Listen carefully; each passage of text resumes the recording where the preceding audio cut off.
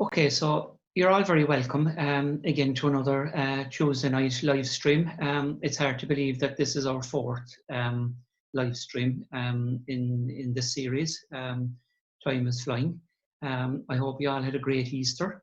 Plenty of Easter eggs, I hope, and I hope that all your families and all your family members, wherever they are in the world, are well and keeping fit. So tonight we have quite a lineup for you tonight, but just a few announcements before we start.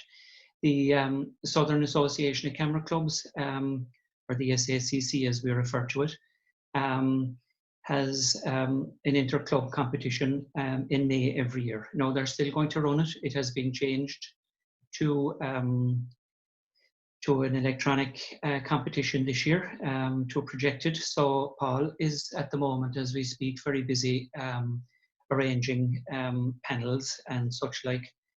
So I'm sure Paul will show the panels in due course, but he's working away feverishly in the background as usual. We have no actual date for the competition. Well, I think it's around the 25th of April, but they are going to produce a video at the end, but they haven't given us a date for the video yet. So we'll keep you advised on that. Tonight as well, Paul is going to send out the winners of the processing channel. And I must say, there was some great entries this time, big increase on our first attempt at it, and some very creative work as well, I must say. So it is a bit of fun, guys. So I would encourage everybody to, have a bash at it. It doesn't matter what it turns out to be, but you will see from the entries that people are beginning to have a little bit of fun and do a lot more than just processing the image. So as I say, it's a bit of fun in this time of, in this difficult time. We need all the laughs we can get, to be quite honest. Tonight, it gives me great pleasure to introduce to you a photographer who I've been following for a good number of years, a man by the name of Rodney O'Callaghan. Rodney is going to present some of his work, some of his portfolio to us, and talk about some of his images. And then he's going to go on and he's going to do a Photoshop session where he's going to take an image and he's going to process it and talk about his workflow within Photoshop. So it should be a very interesting night, and I hope everybody takes something out of it. So Rodney, as I say, I've been watching Rodney for a good few years, progressing as a photographer. So Rodney started into photography about 13 years ago, where he bought a little bridge camera mainly for his family work, but then he joined Mallow Camera Club. And I suppose his biggest influencer in Mallow would have been John Hooton. And he started following John's work and doing work very similar to John himself. So Rodney began at a very early stage in the club. He began to organise their away trips and things like that, and doing them very, very successfully. Rodney ran his first workshop a few years ago in the north of Ireland with Emer Collins. I'm sure you all know Emer, a very, very fine seascape photographer, but also a landscape photographer. So he held, as I say, he held his first workshop with Emer, and then he went on to hold workshops, lots of them in Ireland, lots of them in the UK in various parts, up into Scotland and the islands of Scotland. He's been to Iceland, Italy, Slovenia, and just after Christmas he went to Morocco, where he held a very, very interesting workshop where he did a lot of I suppose cultural photography, streetscape photography, as well as the landscape photography. So I think you'll find in his portfolio there'll be something for everybody. So look, without further ado, we'll crack on and we'll get on with our meeting tonight. So, good evening, everybody, and welcome to the presentation this evening. And I'm delighted to be able to put together, first of all, a little portfolio, and in the second part I will go over my editing workflow. I'll edit a few images, show you how I do things, and you get my thoughts and processes as we go through the portfolios and as we go through the images. I'd like to thank Charlie, your chairman, for asking me to give the presentation.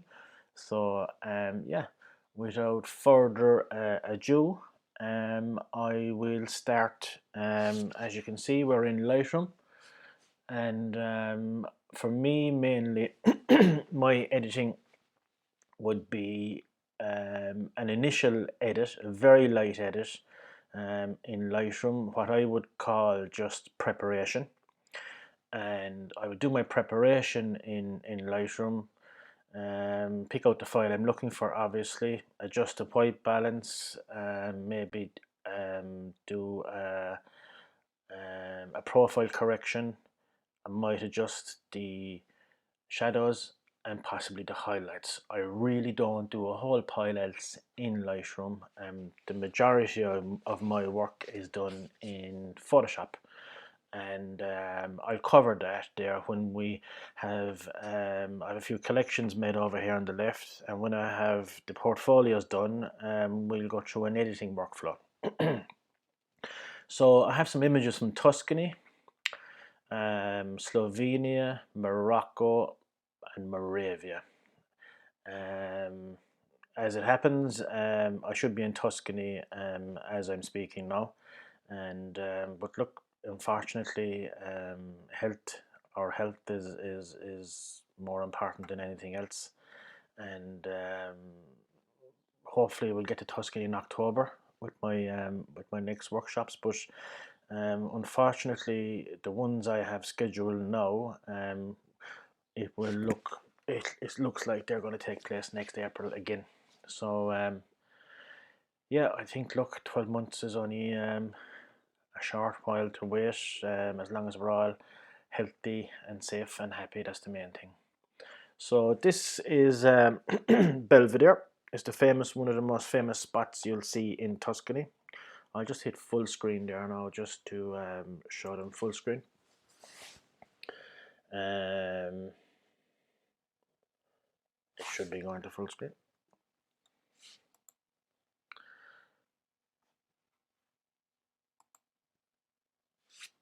Just hit F again. There we go. So this was taken obviously in the morning, and the mist was starting to clear. Then it would thicken up again, and just as it started to clear around Belvedere itself, the lights of the building started to come through, and I really liked the mix of the warm light against the cold blue background with the fog. So this, believe it or not, would have been taken with a 70-200, and it would have been taken at 188mm, f6.3, 8 seconds, and even at that I was up at ISO 320. So so it was actually quite dark. What I love about Tuscany is all the beautiful layers that you can get. You know, you have beautiful layers throughout the scene. They're just everywhere in the background. So that really is what makes Tuscany for me. As I say again, I liked the contrast of the warmth of the light with the blueness of the early morning. I'm always looking, just as regards composition, I'm always looking to break a scene up. So I'm breaking it into sections. So if you could take this as one section, this is another, the house is another, then at the back you have another coming down here, another one, and another one. So I generally tend to break my scene up into sections, and I like to have all these different layers. You know, you have a light one, a dark one, a light one, a dark one, a light one separating the dark one. They all give depth. you know, and depth is hugely important in our images. Um, I always speak about three-dimensional depth, not depth as in what's in focus, but three-dimensional depth. Three-dimensional depth is, you know, what we see with our eyes, but unfortunately, when we put the images on the computer, they're very flat and they lose their depth. So we can add depth and dimension by using light areas and dark areas to make other areas stand out, but also with contrast, so selective contrast. So the building here has the most contrast. The building here is what I would call the primary. Everything else is secondary, complementary, if anything. So the building is the most important part of the scene. It should take priority, and nothing else should stand out as much as the building. This is the way I see things, because if it does, it's going to take away the priority of the building and it's going to draw the eye. So this here probably has the second most, the highest contrast after this, but I think it's just complementary. So it's just all about the building in the field with the lovely surrounds encompassed in the fog.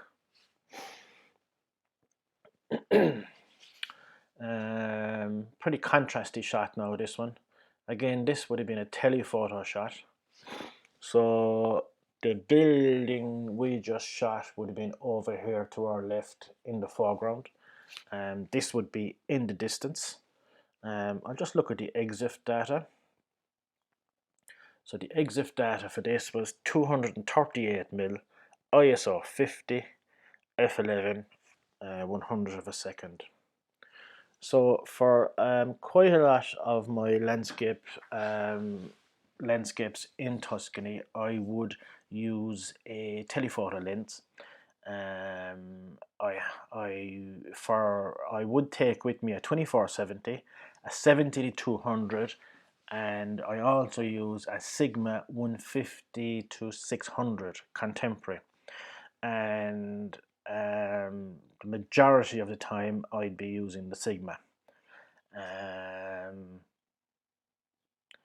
Basically, Tuscany, I have a sky in this now, but Tuscany for me is all about the rolling hills.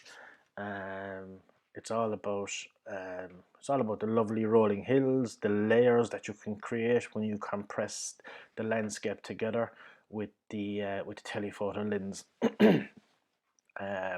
What I have found from shooting Tuscany is if you keep the sun over your shoulder, i.e. 90 degrees to your right or to your left, you're going to pick up the lovely shadows in the rolling hills. If the sun is in front of you or behind you, you tend to lose the undulations. So the beauty about Tuscany is you can shoot all day, even in harsh light, because the sun would rise over here in the morning, it would set back here to the left in the evening, and as the sun goes around all day, it's casting light across the landscape, and it's just picking up those lovely undulations. And it's a matter of knowing where to be to make the most of it. So again, this would be all about, you know, layers for me. Even for my liking there now, I probably have too much sky in. This would have been a very early edit. All these all these buildings that you see, they're actually they're farms, but they're farm stays. So they're what's called is agriturismos. So more than likely, if you booked an agriturismo in the middle of Val d'Orcia, it could very well be one of these. They're all agriturismos. Move to the next one. So this is morning mist, and I think we just pointed out that guy there where to go in the last image. Yeah, so here we go. So this is the image this is the next scene. So this would have been just another morning, and it just goes to show how really intense the mists can be. I'll just look at the EXIF data, and that's 252 mil f11 ISO 160. I'm always trying to shoot at the lowest possible ISO.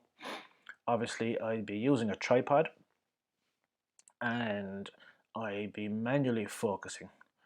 I would have a remote cable release in one hand, and I'd be manually focusing in the other hand.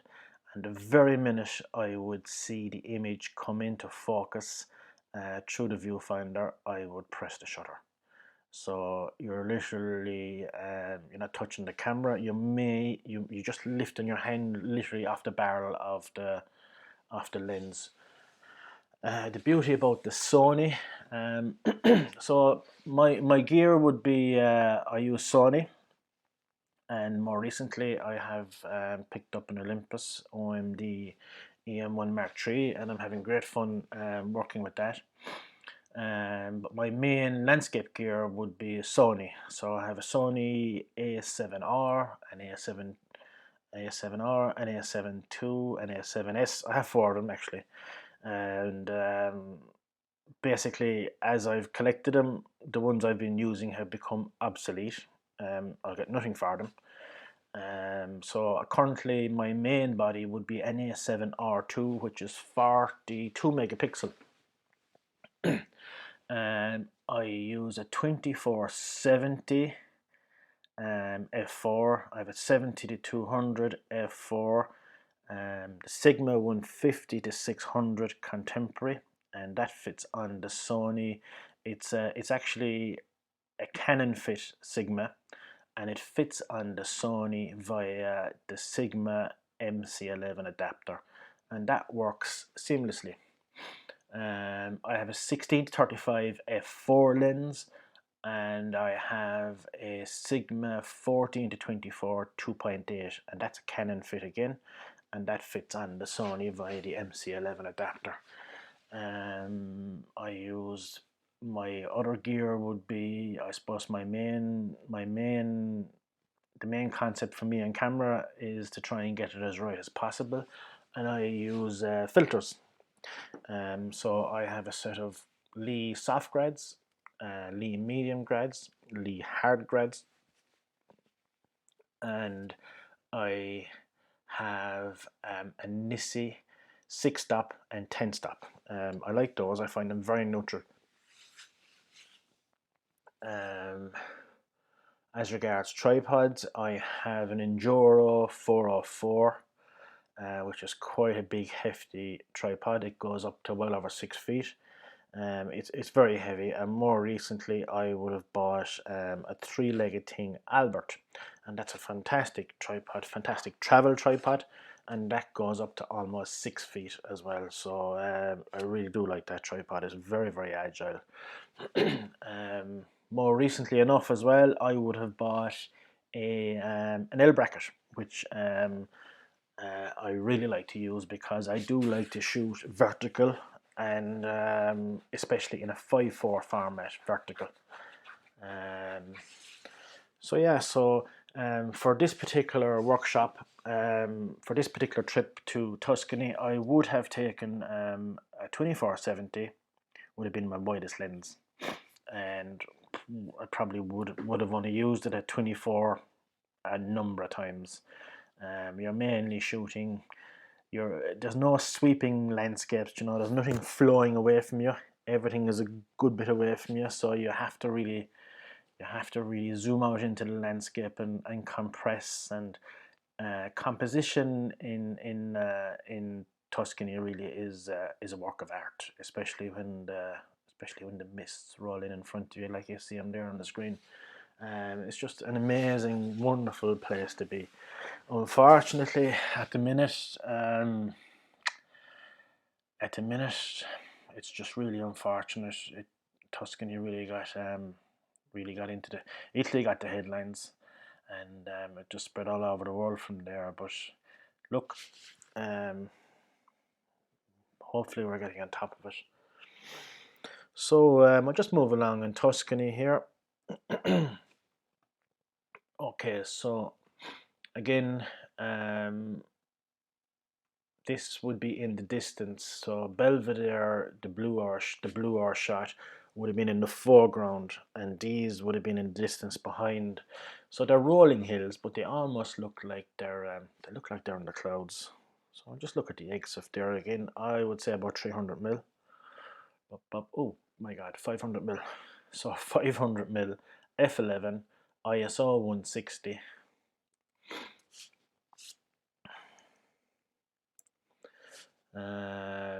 Okay, so this would have been there's a church coming up in a minute, and this would have been a misty morning, and down to the left of the church there's a bit of a woodland, and off in the distance you have the town of Pienza, and the sun rose behind Pienza, and as it got up a bit higher it cast a lovely shadow down along here. So I converted this to black and white simply because I tried to make it work in color, but it was too warm up here and too cold down here. So the blue and the yellow I couldn't get them to mix. So it made for a much more even mono image. And again, if you look at the image as regards composition, we have 1, 2, 3, 4, 5, 6. So I love to have an image flowing, up. I love to get all these shapes in the image, and they're all easy on the eye. And this would have been another image zoomed in to the base of the one previously, and as you can see, the colors were kind of warm, and they were cool and dark and blues, and I just couldn't get it to mix. So it was only the smaller picture really worked for the color image. I'll just get the EXIF data there. So the EXIF on that was 200 mil, ISO 50, and that one was 138. So this one is a bit grainy now, but it was taken at about 400 mil, and again, Tuscany is all about the layers, beautiful layers. So obviously I would have done a bit of work on this, and I would have given these areas more contrast over these areas. This was primary and everything else was secondary. Tuscany is amazing in the mornings.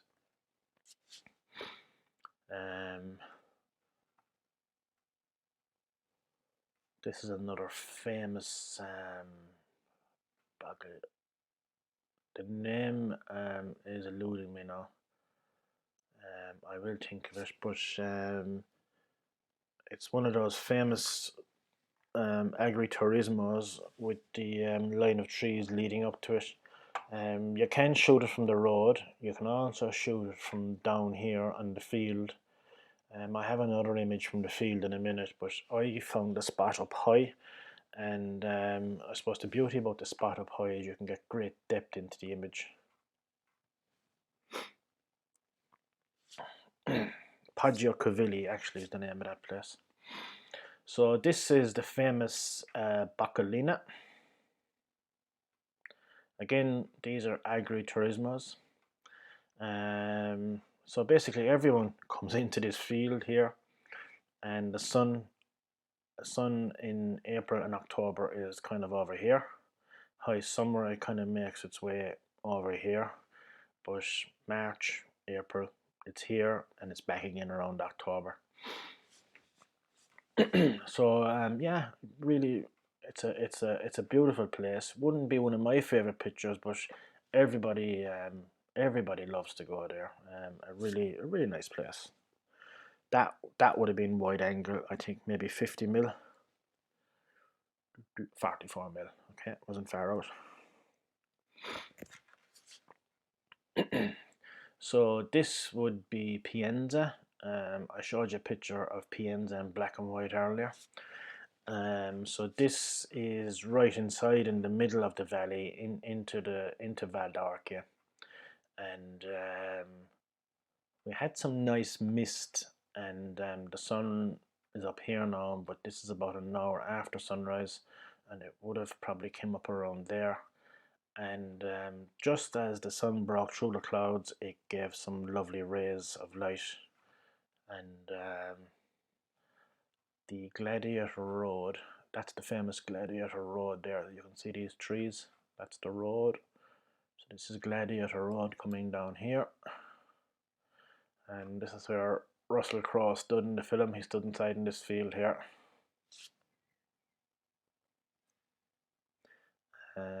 I would say about 70 mil for, just have a look.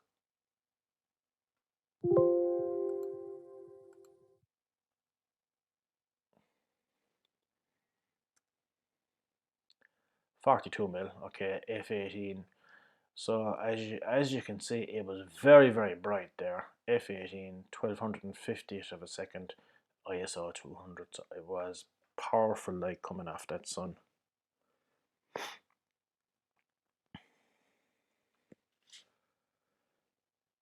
And if I just go back to composition, so you have a layer coming across here. You have one, another one, another one. You have one here with this cloud, and you have another one on top. Just nice layered structure. It helps me to see, it helps me to make composition. And again, you can see it coming in here. 1, 2, 3, 4, 5, and there's even one over the mountains. So yeah, so this is right in the middle of Val d'Arcia. Let me see where we are. We were shooting. I was shooting over here earlier. The last image was, oh yeah, so this is the famous church. There's a dust spot there that I missed. And San Querco de Arcia is over here. So one of the main towns, and Pienza is to the right. And again, you're just composing, and I'll show you after how it's very important just to bring out, as you can see, the trees have the highest amount of contrast. Again, on the top here, these areas have the highest amount of contrast, just in the very tops. And there's a little pool there, if you can see that. So there's a road there, you can just see the road, and we drive through the valley there, and there are some gorgeous shots coming back up the hill of this place from the other side.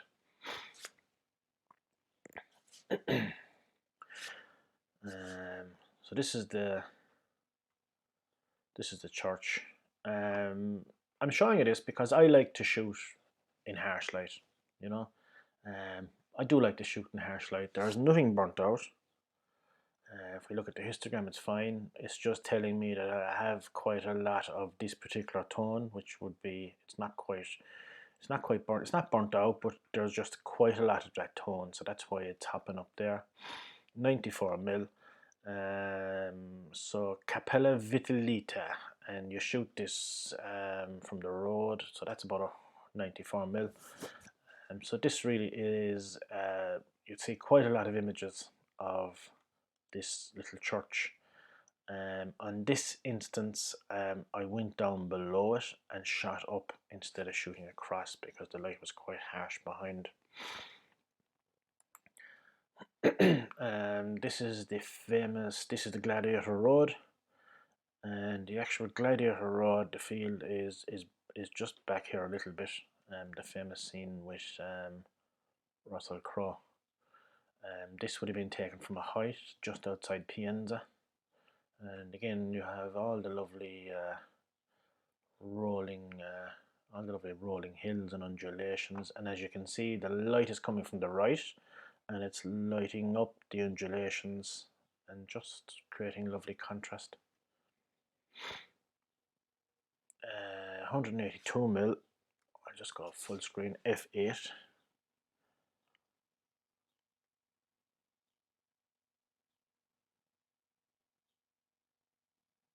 And again, my main focal point would have the most contrast and falling off then as we go back along.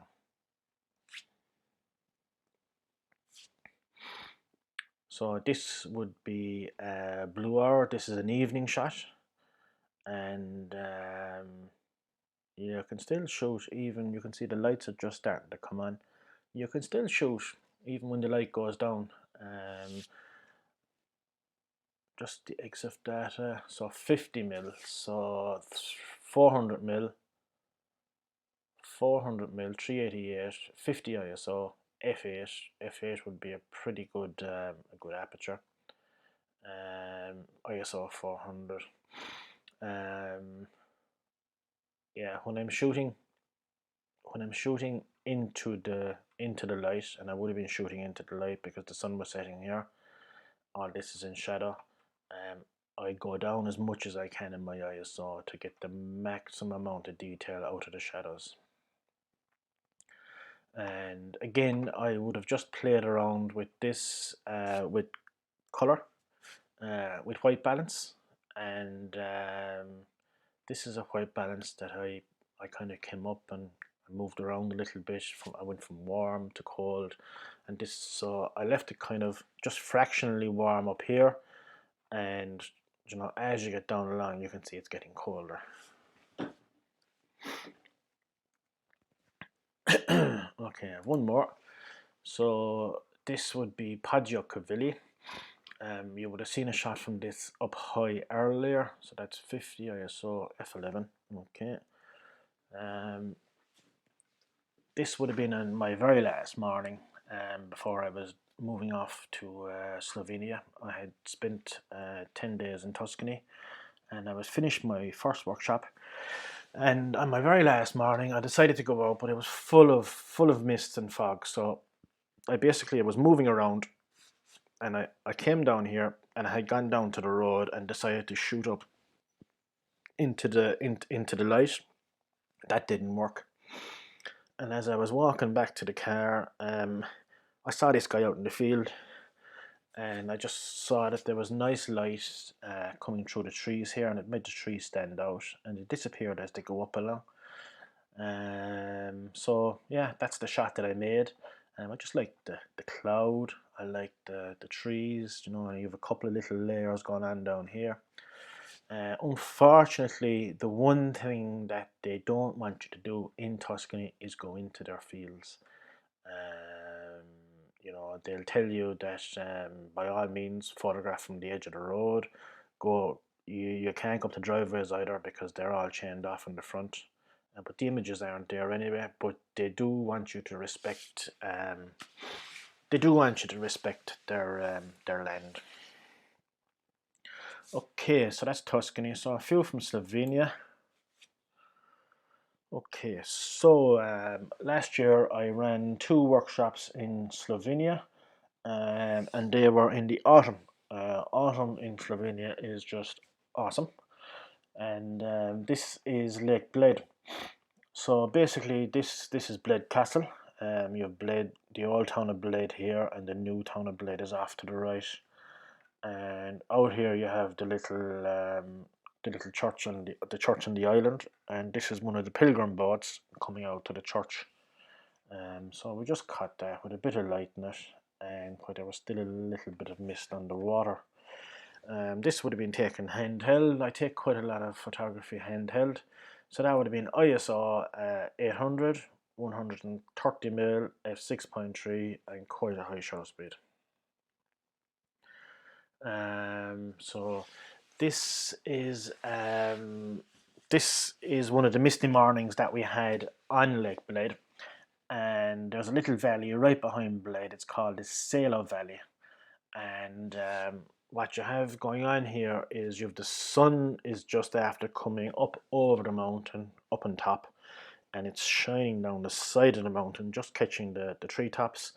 and as it's catching the treetops, then the mist is beginning to rise, and you're getting all these gorgeous shafts of light.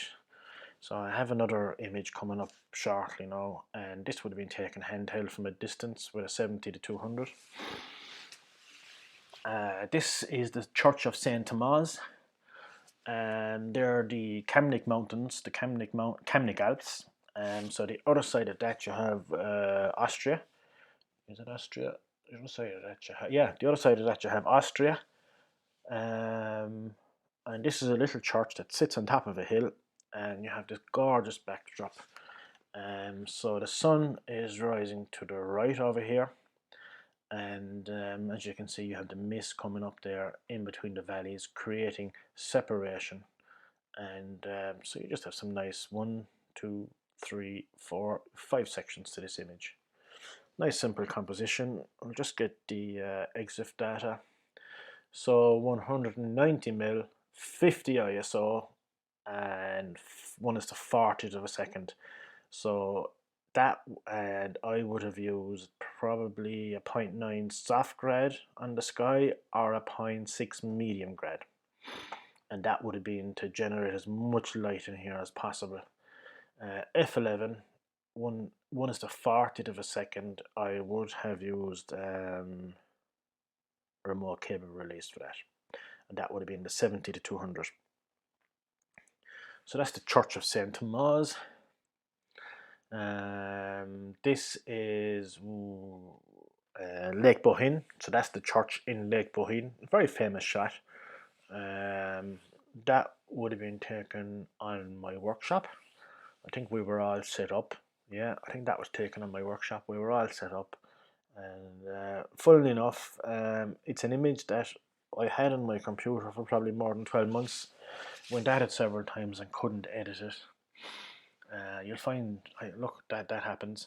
Happens to me anyway, definitely. Sometimes I can edit an image, sometimes I can't, and I give this kind of just a little bluish feel, just to have the coldness, the cold feel coming through. So the warmth of the light in the church, that's a car going through there.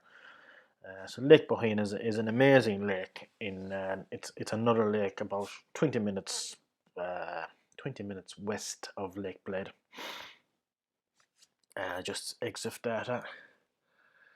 So ISO 50, 20mm, f8, 25 seconds. So yeah, so it was quite low light.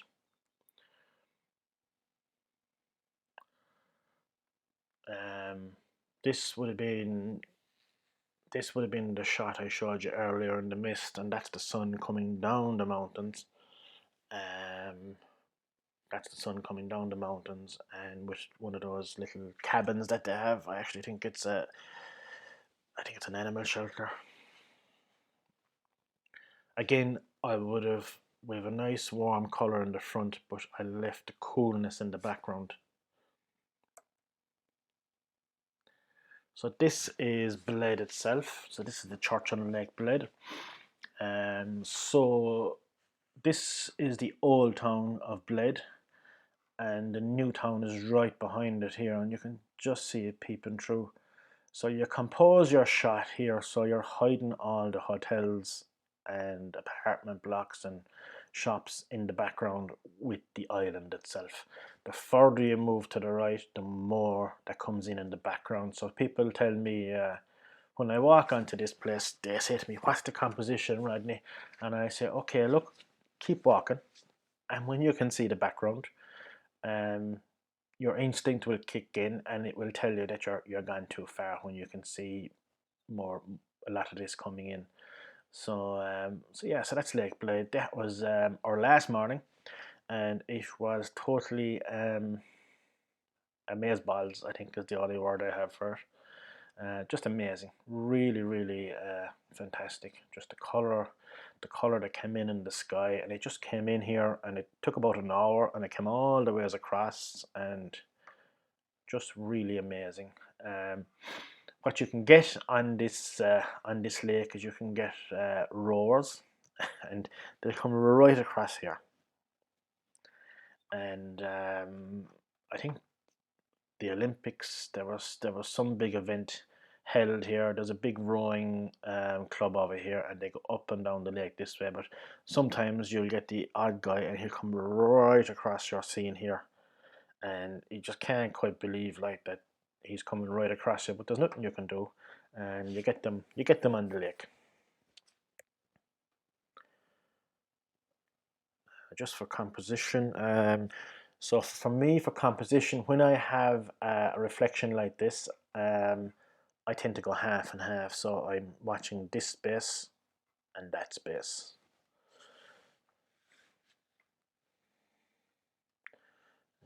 Just go just for EXIF data. So that is a 15-second shutter, ISO 200, 33 mil, f8, and I would have had a 0.9 soft grad on the sky pulled down to there. I think I've just one more image in Slovenia. Okay, so yeah, so this is one of the guys in the boats, and he had come across the front of us, and as the sun was getting up, he made his way over to the right hand side of the lake, and I just saw the sun starting to peep through. So I took an image. This image was taken handheld, probably ISO 640, 200 mil, and 1:640 f11.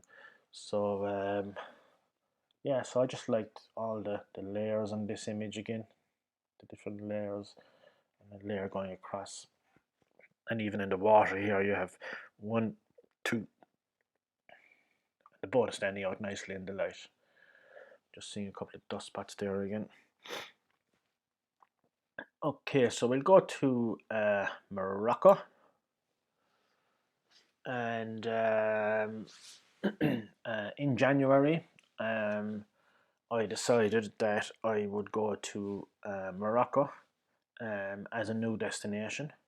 So I went to Morocco, I think, on about the 25th or 24th of January, and I spent 9 days there. And the plan was to go into Marrakesh, fly into Marrakesh, Dublin to Marrakesh, so we flew in on the Friday. No, we flew in on the Saturday. We spent Sunday in Marrakesh itself, so we were Saturday night and so all day Sunday, and on Monday morning we departed Marrakesh, and the plan was to head for the desert. So the desert is on the border of Morocco and Algeria. So it's the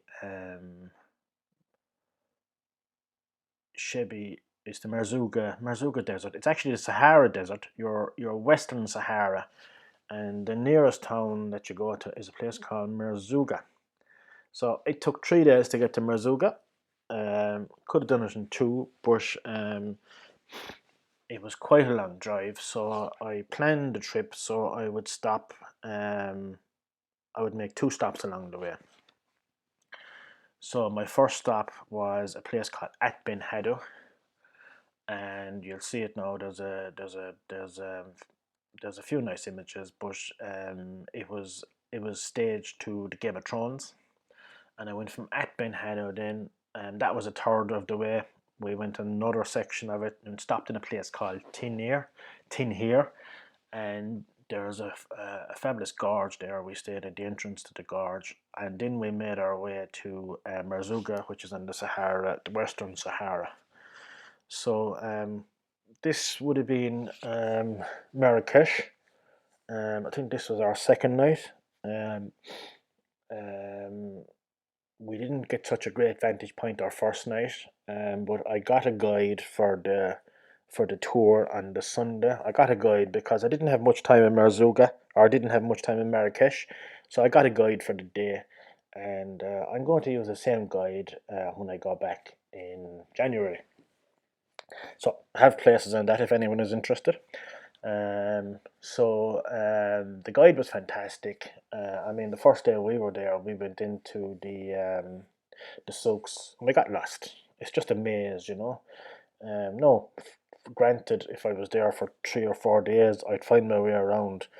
But no, I'm taking back a group now, and I have the same guide booked, and he's just amazing. I told him what I wanted. I told him what I wanted to shoot. I told him I wanted churches, I wanted doorways, I wanted markets, I wanted the tanneries, palaces. You know, he took me everywhere I wanted to go, and we didn't waste any time. And we he took us to some places, and he would tell us, you know, don't take your cameras out here. He said we're going to get hassled, and he'd tell you don't point your camera at anybody. So what we ended up doing um, was shooting from the hip. So we'd set our cameras up and basically, you know, shoot from the hip, shoot from chest height, and it was great fun. And you know, we got some great images and really enjoyed it. And we had a more enjoyable shoot in Marrakesh. Because if you got an image, if you actually pulled an image off, you were thrilled with it, you know, and the people didn't even know you were taking their shots, and they were more natural people there, you know, they weren't posed. So this is the main square in Marrakesh, and during the day this is empty, and about 5 o'clock, 6 o'clock, all these all these stalls come in, and they're all cooking, and they have fruit and all everything, you know, you name it, they're selling it in Marrakesh. And so this is the main square with the main mosque behind. So that's sunset. So that was shot from a balcony of a restaurant. This is at Ben Haddo. So these are this is the main area down here, and this was taken during the day now. So this is our second stop, and this place down here. You might recognize that from the Game of Thrones. And you can stay in all of these places. They're all Casbahs. You can stay in them, and you cross. There's a bridge up here that you cross, or else you come across here in a donkey, or a horse. But the landscape in Morocco is just fantastic. And from the minute you leave Marrakesh, you're actually able to shoot all the ways. You know, along the road, you're constantly stopping.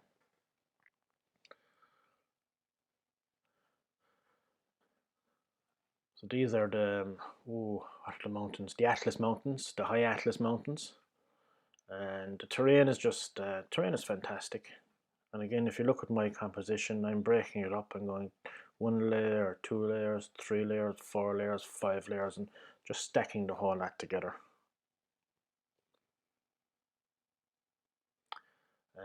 This was when we got to the desert, just the desert abstract. I think they're actually footprints. So just playing with light and shadow and color and curves and shapes.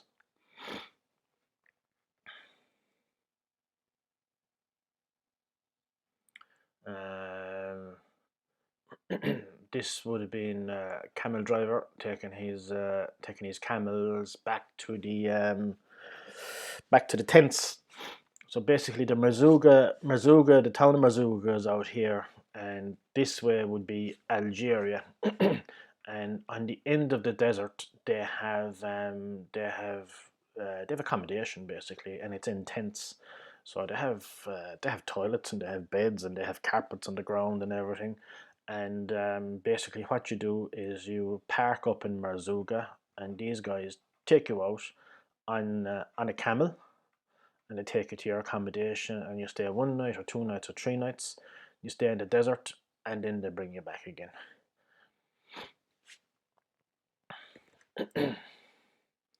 So this is just shapes in the desert.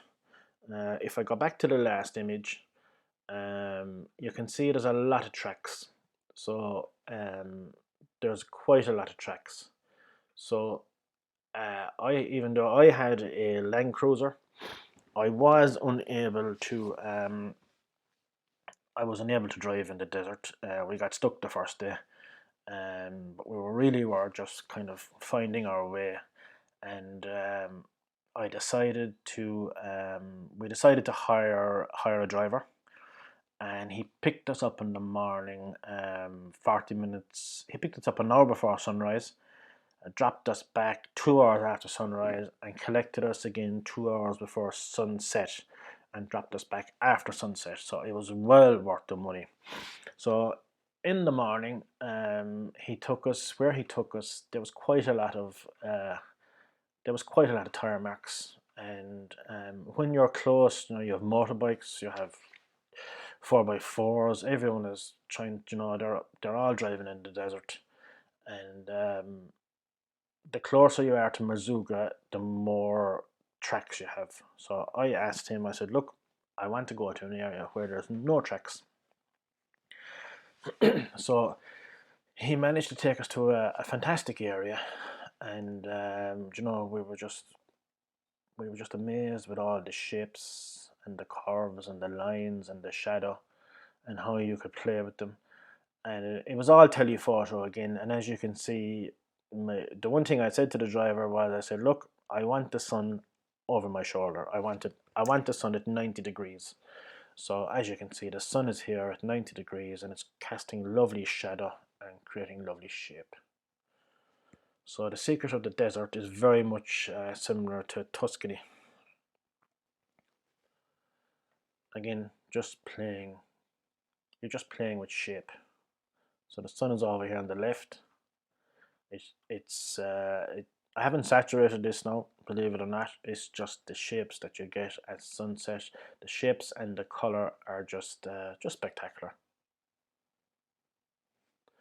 As you can see, look, little tufts of grass.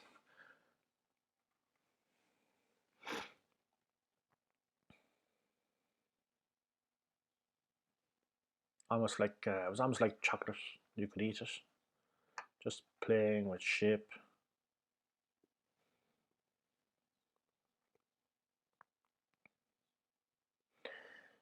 Obviously, the format of this would be 16:9.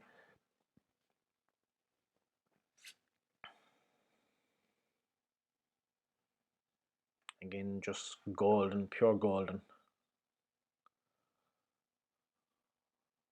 So you'd have a little hill here that would be, and there's a dip, and that's creating shadow.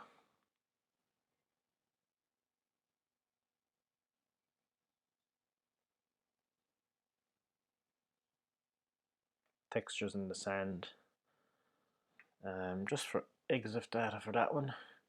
So that's 600 mil, actually 600 mil ISO 800. So I was right out at you probably couldn't even see that, and I was right out at the end of my telephoto. And as you can see, it's just picking up the setting sun.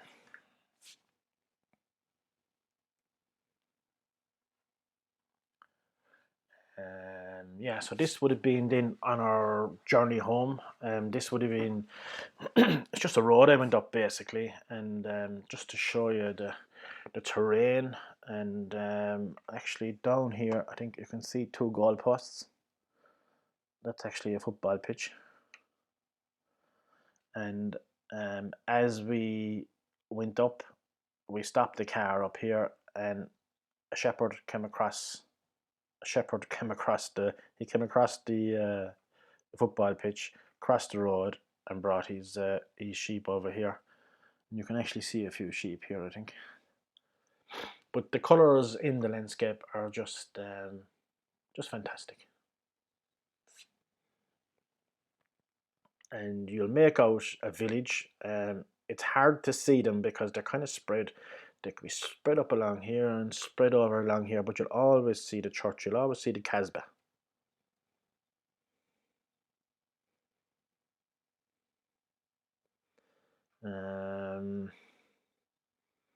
That was a moonrise, and this was actually taken from the roof of our accommodation near at Ben Hedo. So again, I just love the terrain. The terrain is just gorgeous.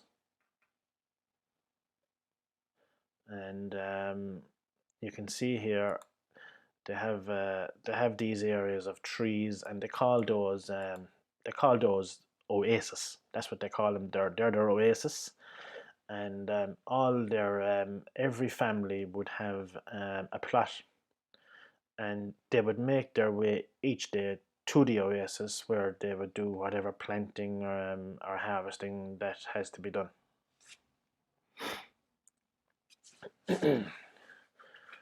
Okay, so I have a few shots from Moravia, and then I'll just go about some editing and how I do a bit of editing. So Moravia was another place I went to with plans of doing a workshop, but it Tuscany kind of took over from Moravia, and I didn't really want to interfere in planning a workshop in Tuscany or planning a workshop in Moravia and taking away from Tuscany. So I decided just to continue with Tuscany and let that roll. So hopefully in 2021 I get to go to Moravia. So Moravia, I think they called it's very much like Tuscany. They call it the poor man's Tuscany. It's a nickname that they've given it.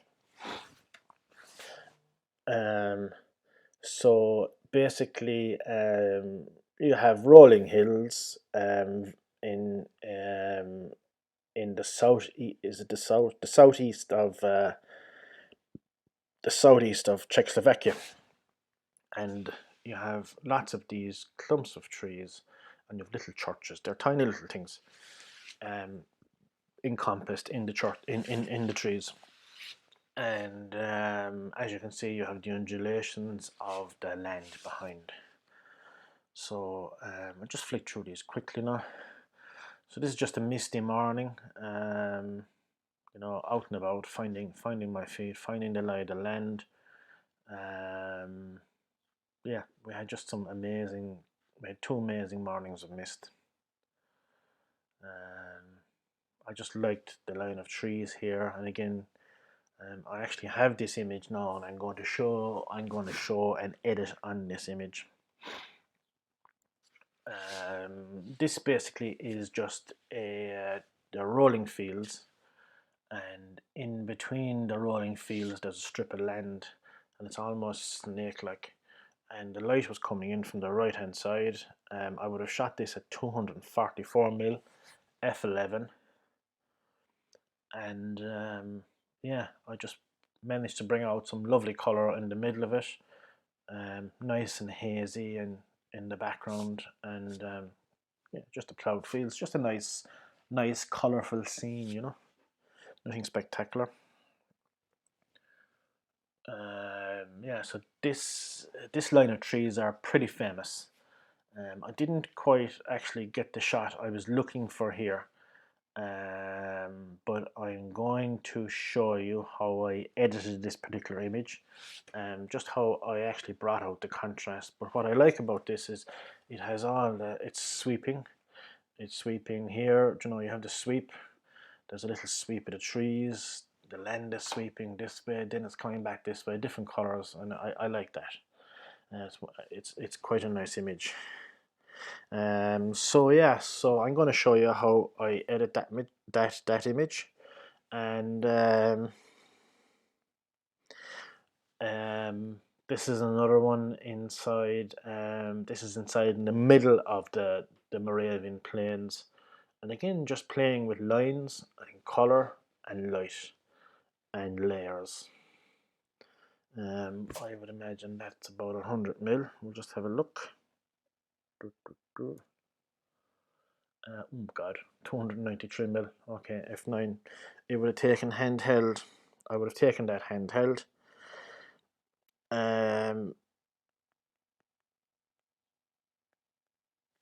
So yeah, I'm going to show you again. For me, I would add a little bit of contrast. For me, this lookout tower would be, and this strip of land here would be, this would be the primary. So this is primary with this. Everything else is just complementary. So this area has the most contrast to draw the eye, and everything else there is just complementary around that with less contrast.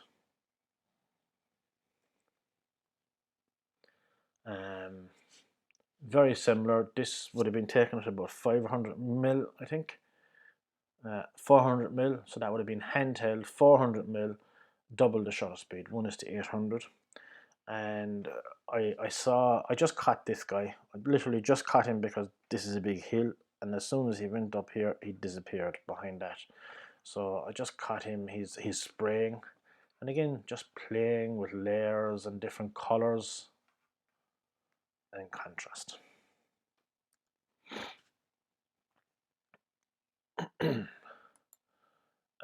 This is another guy shot at 600 mil. The light was shining. The light was shining on the field. Actually, just shining across here. Actually, this is in darkness, and yeah, he's plowing, and he's going uphill. And I think that was shot at 600 mil. 600 mil, yeah, 640, 1250 shutter speed. So I just like the dark and the bright and the blue and the way he's cutting across the frame. And I would have cropped that and kind of straightened it as well, just to kind of give the illusion that he's as straight as possible, and obviously balance this area with this area. 16:9 is a format I shoot quite a lot. So 205 mil, so that would have been with the Sigma again. So again, I just liked this here, and there was a bit of light coming in, and I could see it on top. So this was quite bland, so I just slowly added contrast, just to kind of balance it up. I love this color here, and I thought that color there was gorgeous. So it's a matter of just working with shape and bringing out the tone. And I'll show you how I do that in a few edits. So yeah, that's it. So we'll move on to the editing. Welcome back again, and so yeah, this is part 2, and I'm going to go over my workflow, my editing workflow, just to give you an insight into how I edit. I've already kind of explained my how I compose and my thoughts when I'm taking an image. So I have some images from the Black Valley. I have a couple from Moravia, Norway, and Tuscany. I've actually omitted. I have omitted a portfolio from Morocco, from Marrakesh, and I'll just go over these quickly. These are some street scenes that I took on the second day there, the day we had the guide, and for all these, I actually shot from the hip. So I think I set my camera up, and basically so the shutter speed wouldn't drop below 125. Probably an auto ISO, and was shooting around 5.6. So this is just a street scene. There's a lot going on. There's a lot of bartering going on, and I just like it. It seems to be a very busy spot. You have 1, 2, 3, 4, 5, 6, 7. There's 8 guys there in total. Just a shot in an alleyway. I just like the color on the lady and the child looking back, and the light bouncing off the walls. This is inside in the souks. Just one of the artisans. I don't know what he's making there, but what these guys could make with their hands was just amazing. Just a stall. Again, just shot from the hip. I like the natural feel to the images. Young girl probably gone out to school. Her mother taking her out to school. I like the frame, and I just like the way the two of them are looking, and the whites in their eyes. I haven't whitened the eyes now or anything, but I like the door, the frame, the tiles around the door.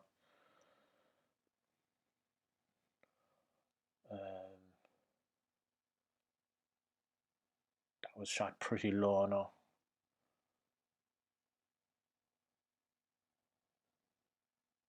That's the tanneries. Um, so basically, they're the leathers or the hides out drying in the sun, and they're also covering big pots in the ground. You can see them here, and that's where they have kind of all their chemicals and everything inside for stripping the hides. The smell of that place was serious. It smelled like death actually. This guy's job was to skin the hide. So as you can see there, he has this tool here, a very sharp tool, and he's just scraping it off. You can see all the shavings here on the ground. That was his job all day long. Our guide took us in there now. Um, you needed a guide to get you into the tanneries really, because uh, some of them were hostile enough. They just thought we were pointing the cameras at them. It's just a lady. I spotted. I saw the colour and I saw the door. I just liked the combination of the two. She didn't know she was being photographed. Just a guy, this guy, one of the artisans, making all those locks all by hand. You can see he's actually working on a lock there. He made all these by hand. I think we priced one of those. I think this one here was actually, I think there's 500 on that, €500 on that.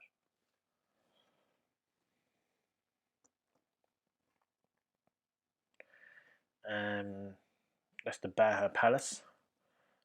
Our guide took us in there now as well. It's a fantastic palace, fantastic place to go. Amazing courtyard.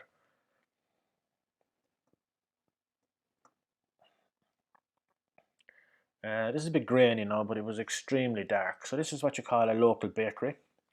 So this is the bakery, and you can see these guys. They have the bread. The bread goes on these pads, and it goes into the oven inside. Your man is standing down here in a hall, and the bread goes in like that, and obviously comes out like this. But the locals would make their own bread, and they'd bring it down here to be baked, and they'd pay these guys so much to bake it, and it comes back out here again. So it goes in here and out here. Really amazing. And our guide now bought a couple of loaves of bread, and it was absolutely it was fantastic. Really, really gorgeous bread.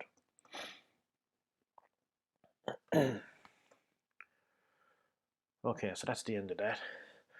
So we'll just go back now to a bit of editing. So back into the Black Valley. So this is a shot that I made in the Black Valley, and I'm just going to show you how I edited that image from this image. So my workflow would be a couple of initial edits in Lightroom, and I would move in from Lightroom into Photoshop, where I would do my fine tuning.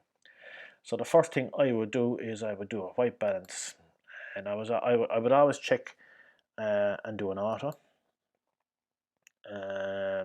That's a bit better. It's a bit better in the sky. Just go back. As shot. I like the foreground here, but the sky's a fraction warm. So I'm going to do an auto again. And I'm just going to warm it back up ever so slightly. Some bit in between. I have my enable profile correction set. It's picked up the camera. This image I think would have been taken handheld, because that's a very hard spot to actually stand during a right slope. So as regards composition, I like the light on the wall.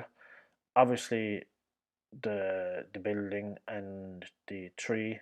Nice shape coming down here. So I was looking at this shape, that shape, that shape, and this holds it in the corner here. So what we'll do is we'll just bring down the highlights. Just bring down the highlights and open the shadows ever so slightly.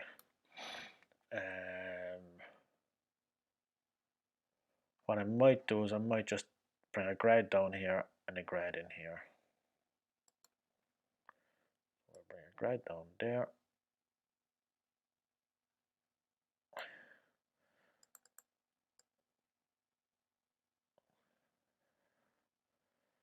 So slightly, and a grad up here. No. I just want to take the viewer to the wall. Just bring it down. Just bring it down so that it throws the eye on the wall. And I'm just going to darken that area ever so slightly. We'll do another one there. Like that.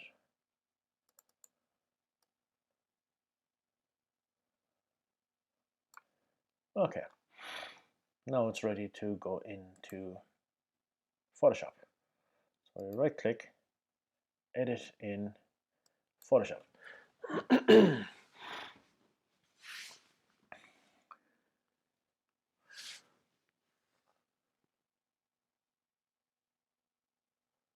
It's Photoshop.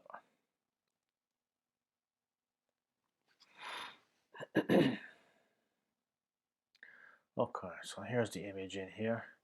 So I have started to use Ray Pro, and I've also started to use the Lumi 32 luminosity blending panel, which I find very good. So I'll just put that up there. I also use Lumenzia, which is another panel, Greg Benz.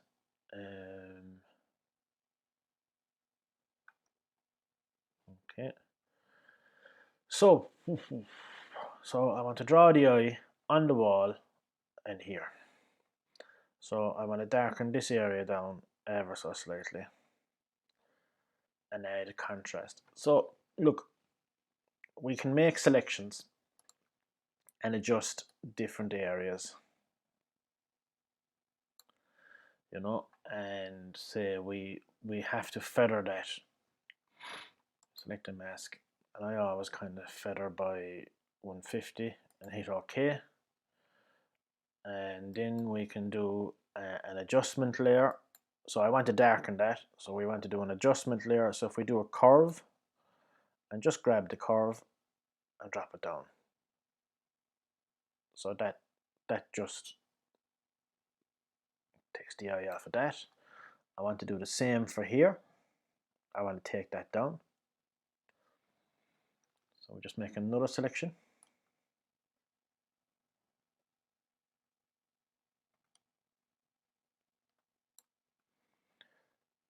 Select the mask. Okay. We're just doing another curve. And we take that down. So if we go back and look at that adjustment, for me, it's a lovely image, but this is a fraction too bright. So by just taking down the brightness of that, we now have thrown the brightness on the wall. So we have a more more three-dimensional image now straight away. We're going from dark to bright to dark to bright. If that makes sense. And for me, I'm always trying to create that three-dimensional image. Might brighten this ever so slightly, but I tend to make selections a different way, and I use a brush. And I paint on the selection. So down here, this is for a layer mask, and when you paint over 50%, you're actually painting painting on a mask. And because you have a brush, and you can see we have a soft brush, there's actually no need to feather it. And if we click the mask again here, we should have a selection. But what it does is it selects everything else, because in the darkroom, when you were making a mask, the mask you were making was protecting the area underneath and exposing the other area. So all we do is we just invert this from here to there. So we go select, invert. And now we have the area we brushed selected with nice soft edges. And we'll have a look at the histogram. So the histogram is telling me that there is quite a bit of information on both sides there. There's good room to push a levels. If, for instance, the histogram was all the way to the right, I wouldn't have much room to come in with a levels adjustment. So that's when I go to a curves adjustment. So we go to image. So this is the area we're working on, and we'll just go layer. And what did I say? Levels. And we're just going to move those sliders just to create small bit of depth. Very slight adjustment, but I've added a contrast. So I'm going to flatten those. I don't like having a whole heap of them there. I usually flatten one after the other. I'm just going to brighten this area, just here. So B for brush, mask.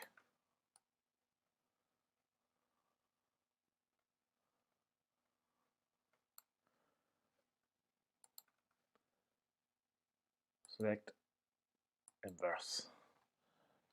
And we're just going to do a levels adjustment. And just bring up the midtones, just to brighten it ever so slightly. So let's just give it a little bit of punch. Flatten. And I'm not going to do a whole pile more with that. The only thing I'm going to do now is I'm going to add a vignette, filter, camera raw, and I sometimes use a vignette which is up here in the FX, and I usually got about 14.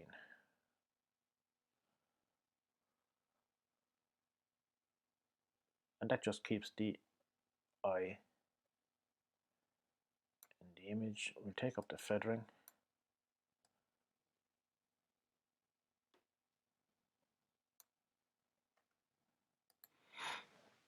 And we'll just see a before and after. Flatten image. So the vignette just keeps the viewer in there. Command and plus. So we've gone from that to that. And all I've done really is just add contrast. I've just worked on the contrast selectively. We close that down. Don't save. We go back into Lightroom and library mode. And I have a couple of more here. So Moravia. Again, I'm just going to work on this image. Simply just bring out the tones and the tonal values. So the first thing we'll do is we'll just go into the develop mode. We'll hit the, so you can see it's after picking up my Sigma lens with my 150 to 600. I'll just show you before and after. So a bit of distortion. I'll do a white balance. That's colder. That's warmer. It's nearly too warm. And shot. I think I'll leave it alone. Okay, so we'll right click. I'm not going to do any more here now, because if I go at if I go at the shadows or the whites or the blacks, I'm actually going at my contrast, and I don't want to go at the contrast. I want to fine tune the contrast inside in Photoshop. So edit in Photoshop. Now I'm going to do a levels adjustment straight off the bat, and I want to show you how we can get better results. So basically that's what you normally do. Okay, so that's quite nice. So we've adjusted we've adjusted the tones, but we can get much nicer results by going in and doing different areas separately. So I'm just going to turn that off. So we're going to go and brush. So we're going to B for brush, and we hit the mask, and we're going to paint in a selection down here. So we're going to go on the bottom half. There's our selection, and the shortcut in is Command Shift and I for inverse. And what we're going to do now is we're going to start playing with levels adjustments. Now, I don't ever go at the blacks. I'll only ever do a black point at finishing up. So we're going to work just on the midtones. So there is just lovely little bit of contrast added. Just the midtones. We're going to do a black point at the end. We're going to do another one. We're going to select this area. And again, there's no need to feather because it's a soft brush. Command Shift and I, and we'll go in and we'll do a levels adjustment. And again, we'll do the exact same for here. We're just looking.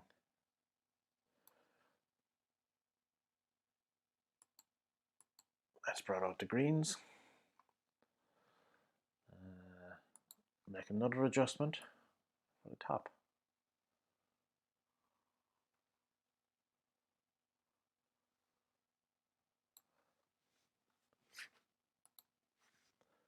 Inverse, so select inverse, and we're going to have a look at another levels adjustment. So we're just adjusting the tone in each of the different areas, and you can really bring out the richness. So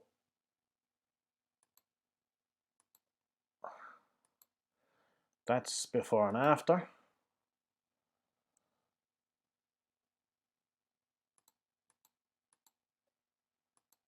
And that's with a regular levels adjustment across the board.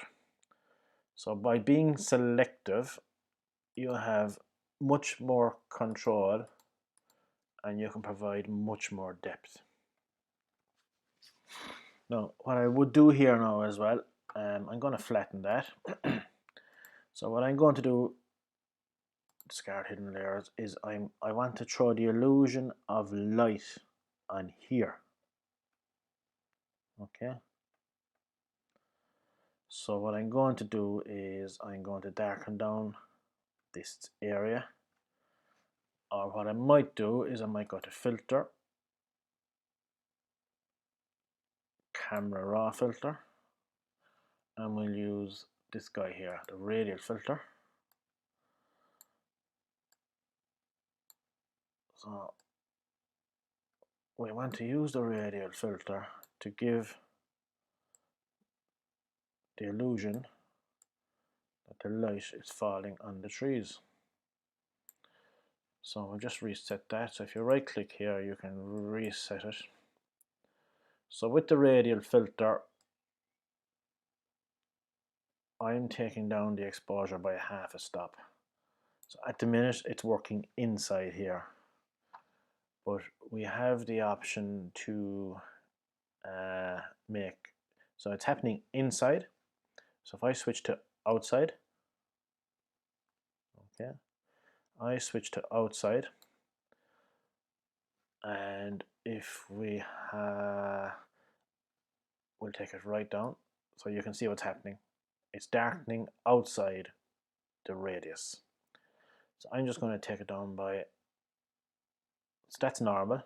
So I'm going to take it down by maybe 0.4 of a stop.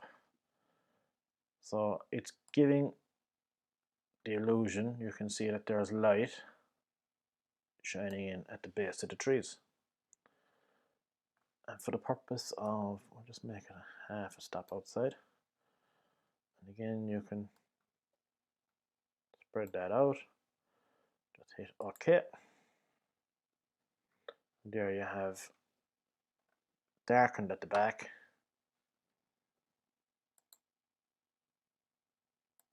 Now we're taking the viewer on the trees because the trees have more light on them.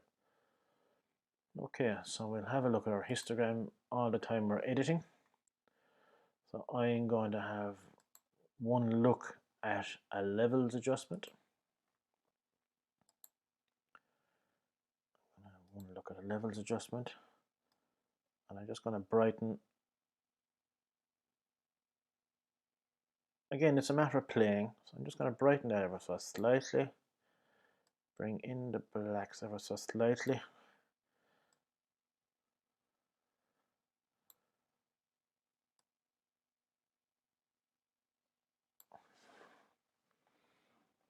So we've gone from that to that.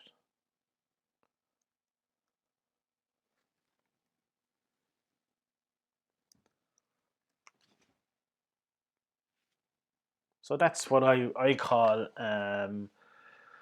tonal work. What I might do is I might just pull a grad up here on the bottom just to darken it down ever so slightly. Just again to show the viewer. So what we'll do is we're going to pull a grad, but we're going to make a selection with a grad. And we're going to click this guy again. And this time we're going to just make our selection instead of with the brush. So now you can see I have a selection made of this area and it's feathered from here out. Hit the mask. So there's my selection. I want to darken this area to throw the viewer in here. So if I darken this area down ever so slightly, select, inverse, and we'll just make a curves adjustment, and if we pull it down ever so slightly,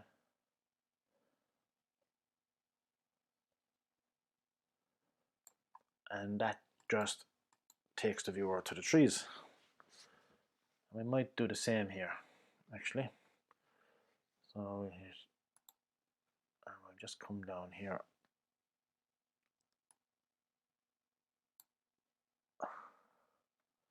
Maybe at an angle. Okay.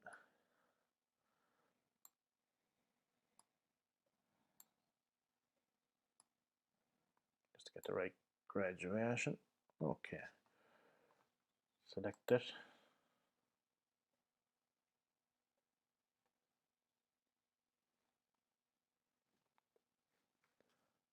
Inverse it. And do a curve. Slight curve.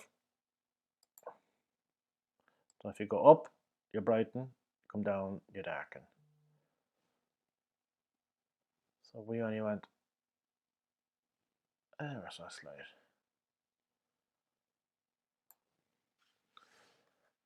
Yeah. So the whole concept basically is to add lovely tone and contrast and try and throw the viewer in there. Just flatten that.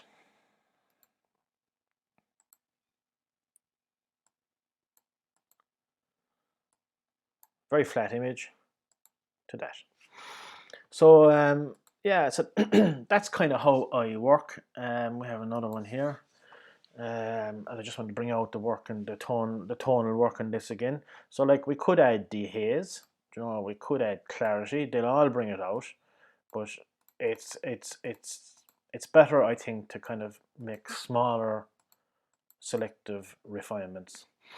So the first thing we'll do is we'll enable our profile correction, chromatic aberration. I'll always pull back a highlight just because I'm going to be pushing the tones, but there's nothing to be done in there. So we'll open this. We'll just check the white balance. White balance auto. That's warmed it up. I actually like the blueness in here with this image. So technically, what white balance does, what auto white balance does, is it neutralizes the image. But sometimes it can make it a fraction warmer or a fraction cooler. In this instance, okay, it's telling me it's neutralized it, but I still feel it's a fraction warm. So I'm just going to pull the temperature slider back. And I like the mood in that now. I like the blueness coming through. So we're going to go right click and we'll go edit in Photoshop. And watch the time now. So we'll go down to Photoshop. And that should come in there. I don't want this image now, so I'll close that one down. Okay, don't save. So the first thing we will look at is we'll look at the levels adjustment. So levels, get my histogram at all times. So if we bring in the whites, now as I say, I never adjust the black point, only at the end. So I'm just playing with midtones. So I'd be happy with that. Too dark. So I'm just trying to get it to a point where I can come in and work on it selectively. So layers. So I think I brought back enough now where I can go in now and work on different areas selectively. Okay, so we flatten that. You shouldn't really be flattening it, and you should be working on a copy. This is just me. This is how I work. And I think we have some birds down here. So I'm just going to go and get rid of the birds. Just click on them. Okay. Dust spot there. Get rid of that. So what I want to do is I want to bring out the tones in the different layers and leave the softness of the white. So the first thing I'm going to do is I'm going to do a selection across here and just refine it. Oh, blast it. Invert. Okay. So it's invert to the top. Okay, so we'll just do a levels on the top. We'll do a separate levels top and bottom.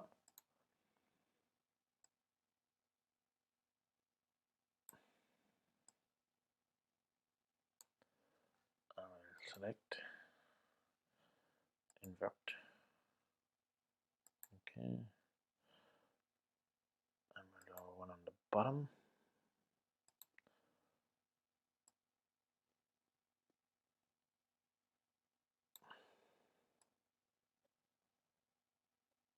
Now you can see it's starting to come in. We have to be careful. Okay, so we're just, as we go along, we'll flatten those. Okay, now I want to emphasize this. So I'm gonna make a selection. So B for brush, and I'm going to brush in along here.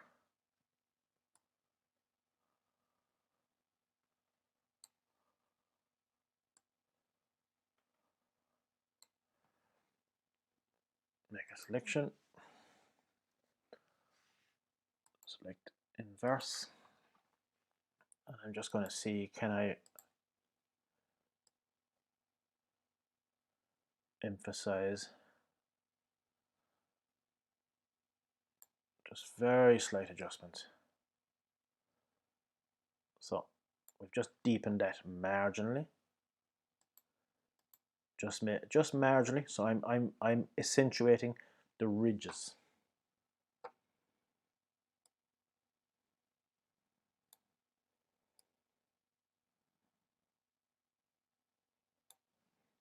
Okay. So I'm just accentuating the ridges.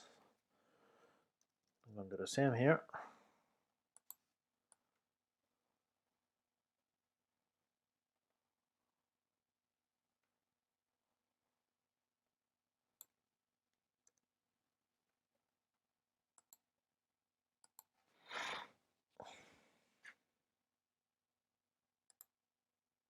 Do levels.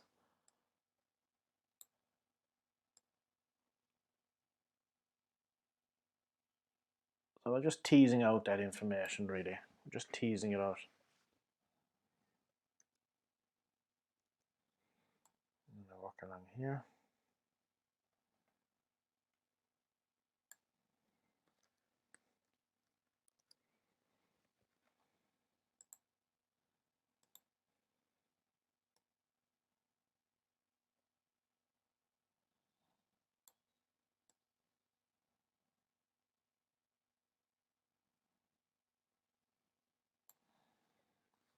I'm going to work along here.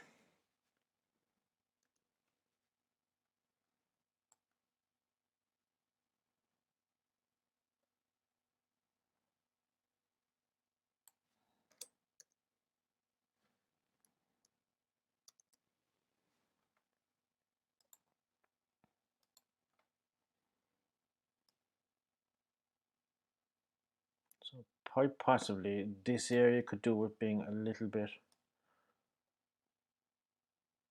not bad. We'll just flatten the image. So we started with this very, very flat image and we've gone to that. And that's just by being selective, just by being selective adjustments. As you can see, the overall levels adjustment didn't do much. And what I'm going to do now is I'm actually going to go in and I'm just going to add another little bit of contrast along this ridge because I want that ridge to stand out. And like there's no hard and fast rule for editing. It's all like I've edited this image before, but I haven't really. I'm going to add a little bit of black here because I want that ridge to stand out. Just a little bit of black. I mean, it's just small increments. Okay, so select inverse. Just do a levels adjustment.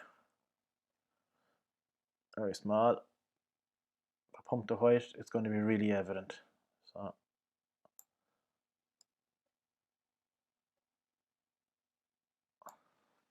yeah. So now our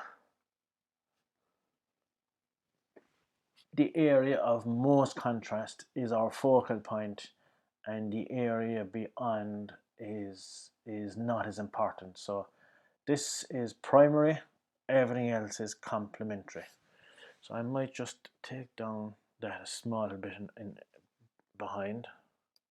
I don't want that to stand out. So what I might do is I might dodge it. And just lighten the shadows by, we'll have a look at 6% just across, just to take the heavy feel off it, because I want the emphasis on the foreground. I want the emphasis on here. I don't want anything behind that standing out. Yeah, that's about it. I'm not keen on the sky. I might actually even crop it out more. I might even try and match it with the size of this layer here.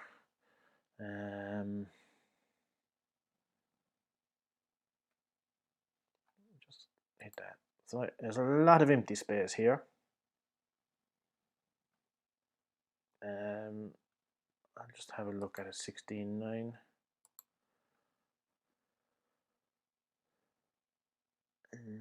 Yeah, maybe that's more interesting. That's quite possibly more interesting because I'm bringing these in here on the bottom left. Those trees on the bottom right are balancing this, and there's nothing in the sky. And what you have then is you have nice layers, nice few birds there actually. You have nice layers coming through, and this line actually here is the most prominent. You can actually see the traffic there. There's a lorry and a couple of cars. So yeah, I always kind of tend to have the area with the most contrast my focal point, and everything outside of that then complementary, just adding to the scene. So I'd be happy with that. So that would be finished.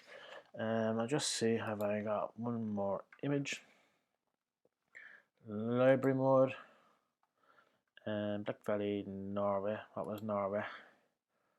Okay, yeah. So we're going to do this actually in Lightroom. So the concept of this is, okay, it's drastically underexposed here. I'll just close that down. Drastically underexposed. I suppose the thing about Photoshop is there's so many different ways you can do things. Now I'd be happy with the sky. That's a sky I'd be happy with. Anyone that uses Lightroom, you can, so you have all these sliders down here, but you can come up and you can grab the histogram. So that's exposure. And it'll tell you when you hover it over which one you're at. So if you double click anything, so if we move the exposure slider and we're looking at the foreground, so the foreground really needed to be around there. It needed to be about plus 1.0. If we double tap that, the sky needed to be, I'd be happy with the sky there. So if we leave the sky at minus 40 and we take an adjustment brush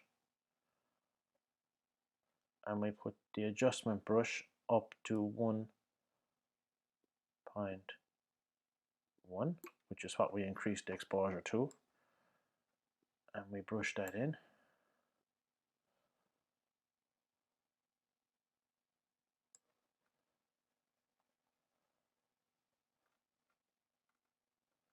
we're brushing in. We've decided that we thought the one stop was nice. I wanted the haze now.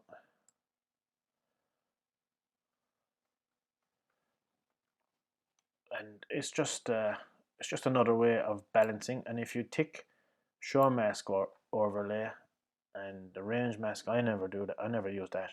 But this auto mask, what auto mask is it sticks to edges. So it technically, if you brush outside something, it won't overspill off the edge into the next part. But you must have that ticked. So okay. So we're going to take up the exposure. Geez, that's by 2 steps. So that's done a pretty good job, as you can see.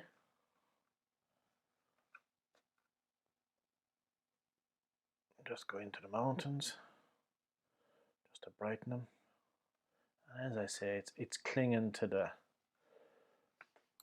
Okay, so for a more three-dimensional effect, if we go new, and if we were to raise the exposure of this area by a half a stop,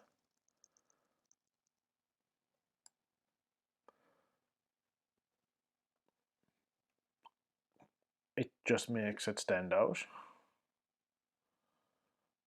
It just makes it more three-dimensional.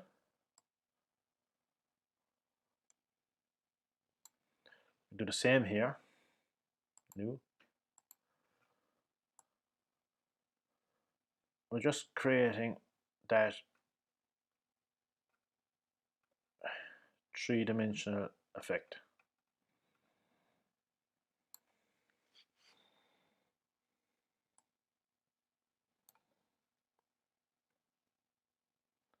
So that's another way that I would work. For anyone that doesn't want to go into Photoshop,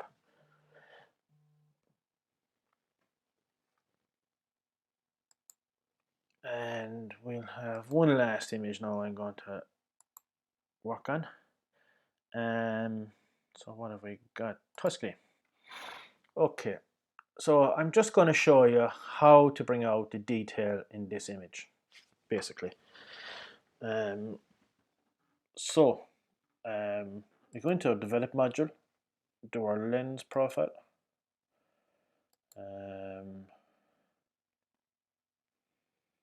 Just do a white balance and auto. I prefer that. That's a bit colder. And we hit right click, edit in Photoshop. And I'm going to finish off now with this image because I'm running over time, I'd say. So again, I'm going to work on this image with selective adjustments. So the first thing I'm going to do is I'm going to crop off that sky. We don't need all that. So I'm going to crop the image down to there.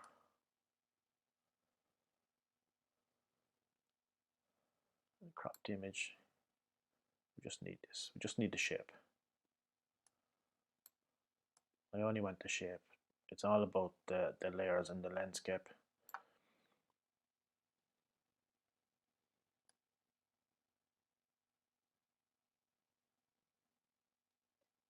Okay. We hit OK. And the first thing we'll do, we'll have a look at the levels, and we'll just bring it a bit closer together. So okay. So that's what a levels adjustment would do. Okay. So there's no room for there's no room for the whites. So what we'll do is we'll just go in again and we'll work manually like we did earlier. So we might do the two sections first, and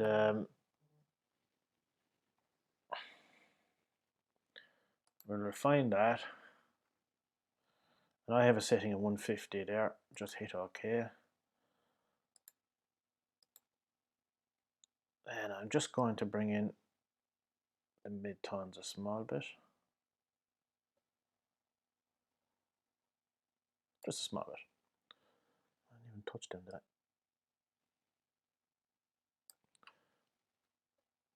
Select the mask.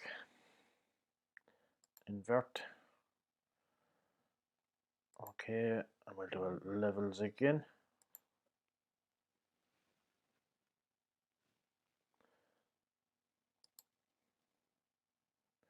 Now this is where the magic happens. That's why we bring it to life.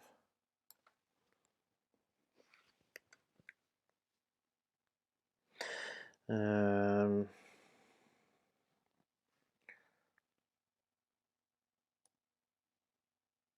just bring it in the tone.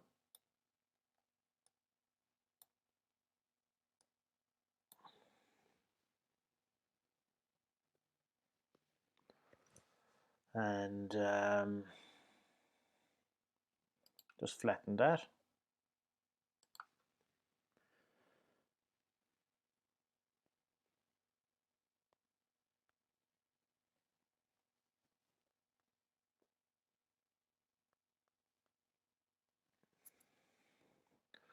So we're going to do our selective adjustments.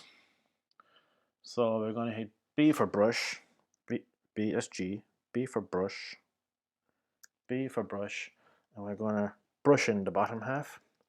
I'm not sure how this might work.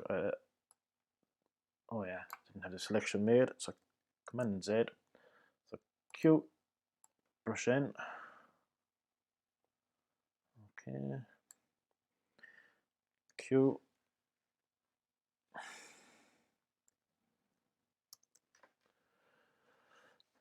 And we'll do levels.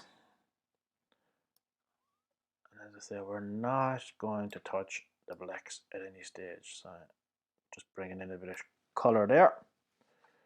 Make another one. We're just going to work through the image.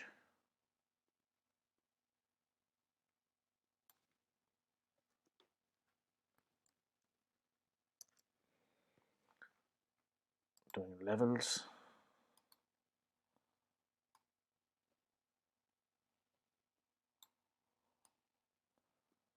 Just working on tone.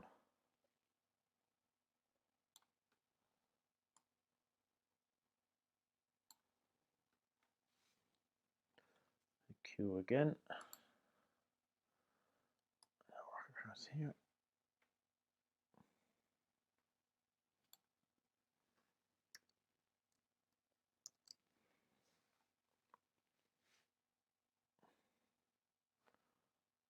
Oh, that's not good. But bear with me. Okay.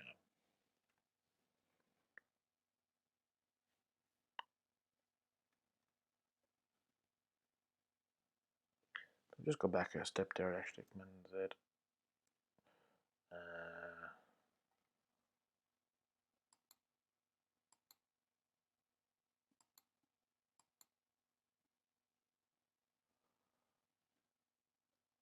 Yeah. And Command and D for deselect. I'm going to brush the sky. So Q.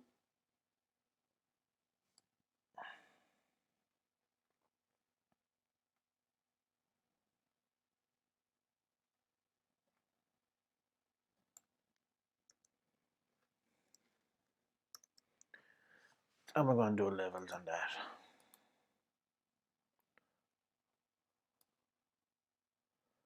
So what I'm going to do is I'm actually going to balance that out. I'm going to pull up the mid-tones and I'm just going to pull in the blacks.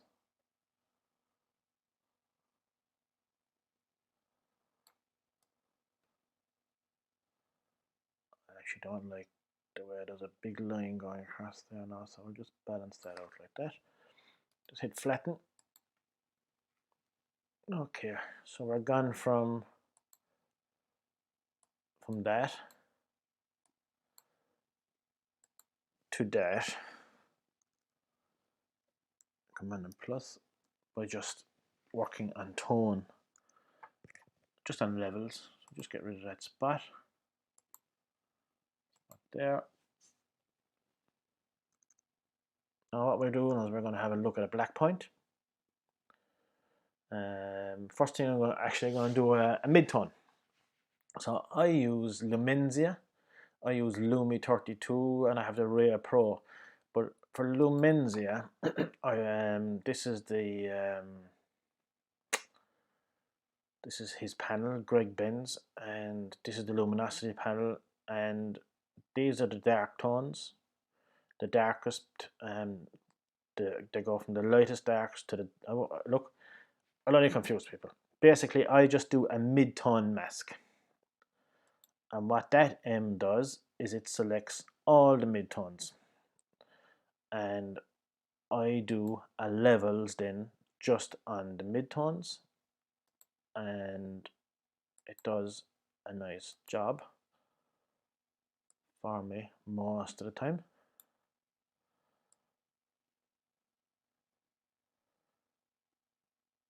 As you can see, that's really brought that back. That's done a job on that. So that's a mid-tone mask. Now, the image still needs a black point and a white point. So just for contrast, sometimes what I do is I might just select the highlights. And you can select the highlights only by pressing Command or Control and just clicking the RGB. Now we're going to get the histogram up over here. And when I click this, pressing Control, you'll see the histogram move to the right. So what that means is I just have my highlights selected.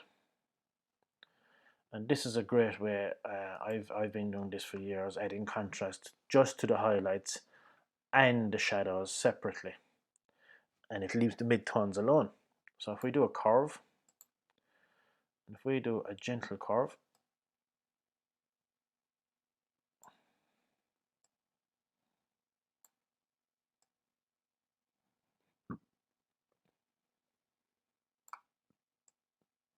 So it just adds very, very subtle contrast. And if you go back then and you press Command and Control again and click RGB, you now have your highlights again.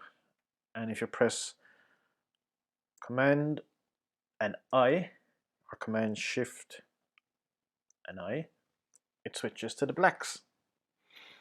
And this is where we're going to add our black point. So layers, and this time we're going to do a levels adjustment, and that's where we add our black point.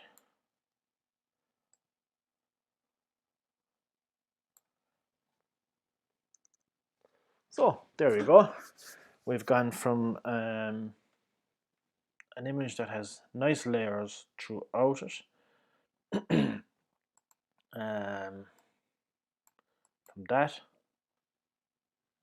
Command and minus, we've gone from that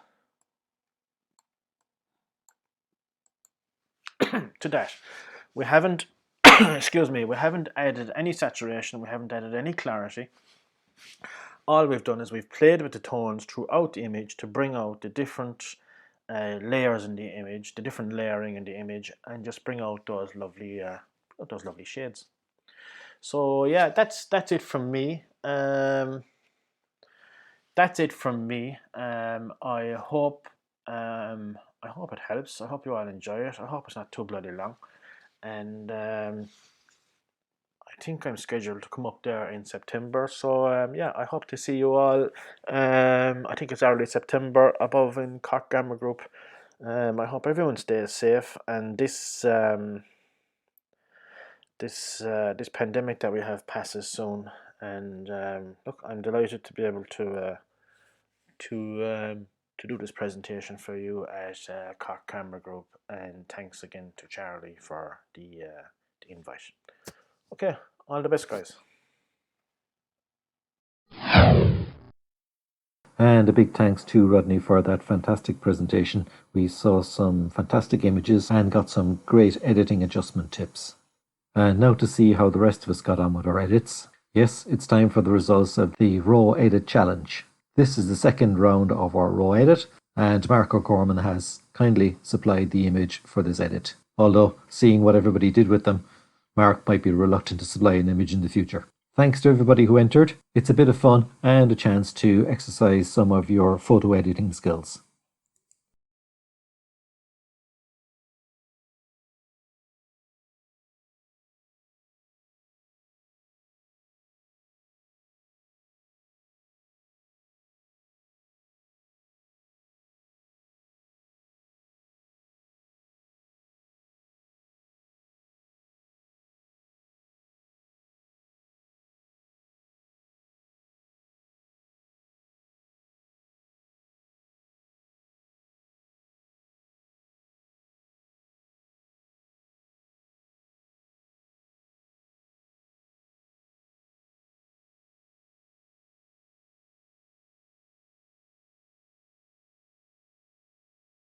And now, in third place,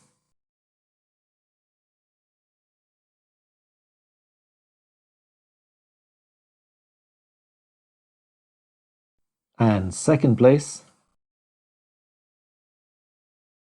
and first place goes to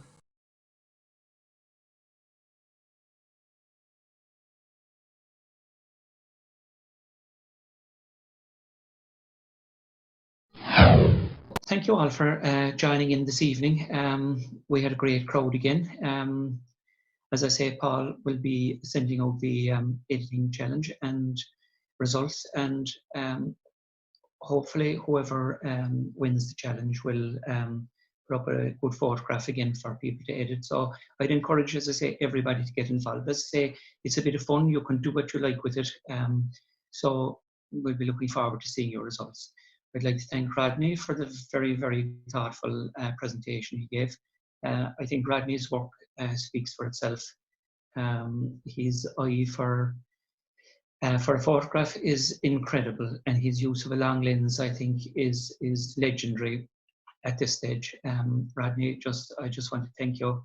on everybody's behalf for the work that you put into your presentation here tonight. And just as a by the by, people, we will be having Rodney back in the flesh, so to speak. He's scheduled to come to our first meeting in September when we go back, but that's yet to be defined really. But that's the plan anyway, that we'll have him back in the flesh, so you can thank him yourself personally. So next week we will be introducing our first tutorial on the home photographic challenge. So I think Tim is going to put something together for that. We'll be holding a series of these tutorials over the coming weeks, and then we'll be asking people to go and challenge themselves within their home, within their garden, to find something to photograph. We will have covered several items, both indoors and outdoors, so we're hoping that people will get ideas and come up with things themselves. So we'll be setting time limits for the results for those to come back as well. Next Tuesday evening, I will be presenting a Lightroom session. So the first part of it will be an introduction to Lightroom. It will be just talking about how Lightroom organizes your files for you and things like that, and where to find stuff, the various tools, what they do and things like that. Then I'll go on and I'll process a color image, and then I'll follow on with that and process the same image in a black and white format. Hopefully between tonight and tomorrow night, we'll have covered most of the processing issues within the club. Tim has already done the open source software, so I think we're covering all the bases here, to be quite honest. The other thing I want to talk about is the Scotland images. We have had a good response, we've had an excellent response from everybody that is Scotland, saying that they will produce the files for us. We have about half of them, so I'm just shouting out to everybody else that hasn't put stuff in. First of all, thank you to the people that have done it. But I just ask the people that haven't done it yet to get the stuff into the inbox. We would need to have it all uploaded by next Tuesday night. So that's Tuesday, the 21st of May. We want to have all the Scotland images in, because there will be a little bit of work that Paul and myself will need to do to see whose images, you know, that we're not overlapping images, and we want a full flow of images from all the locations without any duplicates, essentially, if we can manage it. So next Tuesday evening, guys, for the Scotland, guys. So look, thank you all for tuning in tonight again, and thank you for making the club a success in these very, very difficult times. So stay safe, guys, stay well, and see you next week.